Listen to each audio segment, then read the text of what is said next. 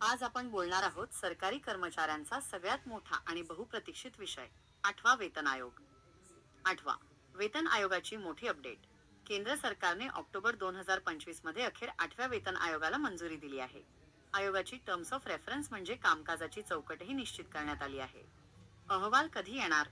सरकारने आयोगाला 18 महिन्यांची मुदत दिली आहे. या काळात आयोग पगाराचे सर्व घटक, महागाई, फिटमेंट फॅक्टर आणि आर्थिक भाराचा अभ्यास करून आपला सविस्तर अहवाल सादर करणार आहे. अंमलबजावणीची अपेक्षित तारीख.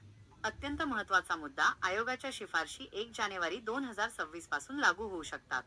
आणि जर लागू करण्यात थोडा विलंब झाला तर सरकारी कर्मचाऱ्यांना 1 जानेवारी 2026 पासूनची थकबाकी अरियर्स मिळू शकते.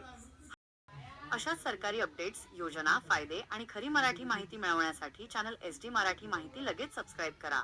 पुन्हा भेटू पुढच्या माहितीपूर्ण व्हिडिओमध्ये. धन्यवाद.